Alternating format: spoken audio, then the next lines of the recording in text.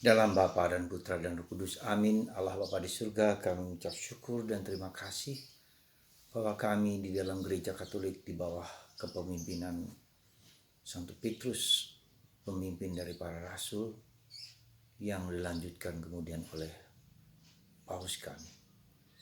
Setiap Paus menggantikan Santo Petrus. Bantu kami ya Bapa untuk setia kepada gereja, setia pada Paus apapun juga yang terjadi.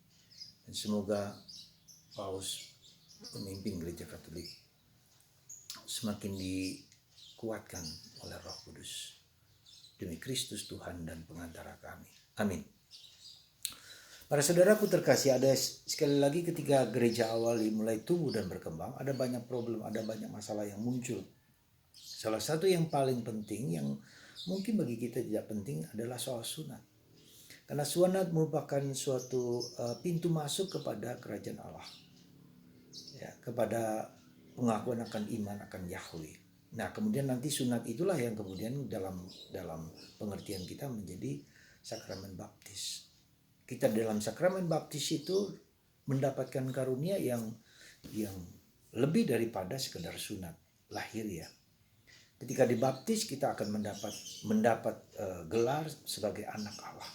Bukan lagi sebagai yang diciptakan Tuhan, tetapi sebagai anak Allah yang dikasihi, disayangi, dan menjadi masterpiece bola mata Tuhan. Yang kedua, kita mendapat Roh Kudus, roh yang dalam hati kita itu.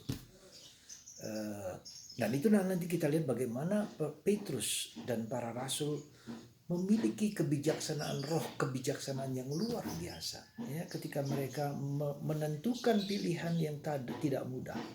Bahwa kerajaan Allah tidak hanya bagi orang Yahudi, bukan hanya bagi yang bersunat, tapi untuk semua yang tidak bersunat. Untuk siapa saja, segala bangsa.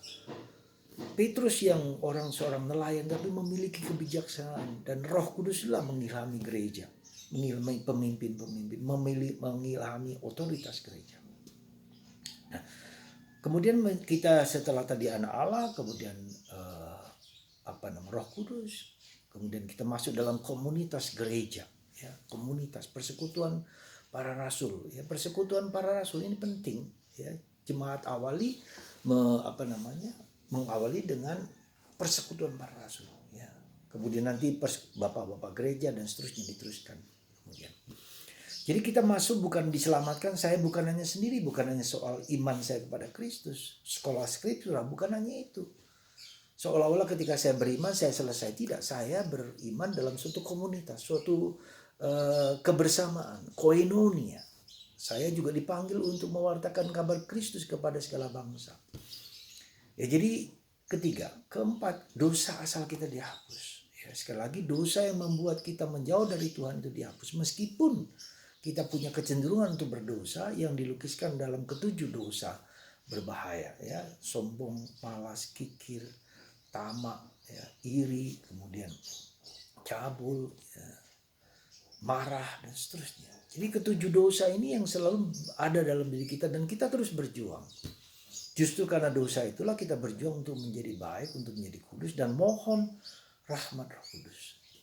Yang mengagumkan dalam dalam konsili pertama inilah kita melihat bagaimana kebijaksanaan dari Santo Petrus, luar biasa menurut saya. Kebijaksanaan, ya, keutamaan, bisa mengungkapkan suatu titik berangkat yang berbeda. Ya. Jadi mereka tidak hanya kepada orang Yahudi yang menolak, tapi juga kepada segala bangsa. Dan ini merupakan sesuatu karya Roh Kudus. Maka saudaraku terkasih, sesuatu yang belum pernah kita dapatkan kemudian kita dapatkan, dan itulah karya Roh Kudus. Kita tidak boleh menyepelekan Roh Kudus yang bekerja, tidak boleh putus asa, dan tidak boleh kita menggantungkan pada kuasa kita, kemanusiaan kita, pada kelemahan, pada keterbatasan. Siapalah Petrus, siapalah nelayan-nelayan itu, dan siapakah katakanlah Paulus dan Barnabas, tapi mereka dipenuhi dengan Roh Kudus. Maka mari saudaraku terkasih, semoga kita semua yang telah dibaptis ini dan kita mendengarkan suara Roh Kudus dalam hati kita. Ketika kita percaya pada Yesus, ketika kita mencintai Yesus, maka kita berjuang untuk membuat Kristus itu sungguh-sungguh kita cintai, dan Kristus Bapa tinggal dalam diriku. Tritunggal Allah tinggal dalam diriku. dalam diri Anda, dalam diri gereja, dan dalam diri semua orang. Maka disitulah kita bersyukur dan berterima kasih untuk selalu mendengarkan suara Roh Kudus. Ketika ada problem yang berat sekalipun, kita mencoba untuk mendengarkan suara Roh Kudus. Itu suatu yang sangat penting bagi kita, ya, mendengarkan Roh Kudus, ya, menerima Roh Kudus, menghayati kehadiran Roh Kudus dalam diri kita. Semoga Anda dan saya, ya, dengan penuh kerendahan hati, ketika problem muncul apapun juga, dengan salib, dengan penderitaan, dengarkan suara Roh Kudus. Minta Roh Kudus untuk berkarya bagi Anda, bagi keluarga Anda, bagi problem hidup Anda. Bersama Bunda Maria. Dan kita diberi karunia Bunda Maria, diberi karunia Yosef yang telah berhasil, ya, mengikuti Yesus, yang telah berhasil masuk dalam keabadian, kekekalan, dan terus membantu kita sampai sekarang.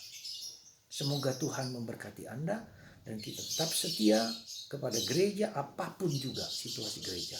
Dan kita sungguh harus berdoa untuk gereja, untuk paus, untuk para pemimpin bangsa negara di saat yang kritis sekarang ini. Seperti awal gereja, sekarang pun sebetulnya saat yang kritis karena kita berhadapan dengan realitas yang semakin tidak mudah. Perang dunia ketiga meski tidak dikatakan sudah dimulai oleh paus. Rusia dan Ukraina dan banyak negara bersitegang dengan berbagai macam cara. Semoga Anda dan saya dan kita semua mengandalkan Yesus di atas segala sesuatu. Kita berdoa terus lewat Bunda Maria dan Santo Yosef. Kita berdoa terus dengan kerahiman ilahi. Dan itulah artinya tinggal di dalam Tuhan. Ketika kita tinggal dalam Tuhan, buah-buah hidup kita dibersihkan, buah-buah kita menjadi buah-buah yang baik, buah-buah yang kudus, buah-buah yang suci, buah-buah yang kebaikan bagi semua orang. Tinggal dalam Tuhan, itulah.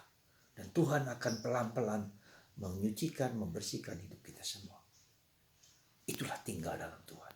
Baca kitab suci, doa rosario, datang ke gereja Ekaristi, karena di sanalah Tuhan berkarya bagi kita. Semoga Anda dan saya selalu diberkati untuk setia tinggal dalam Yesus. Bunda Maria, Santo Yosef. Tuhan memberkati Anda semua. Bapa, Putra,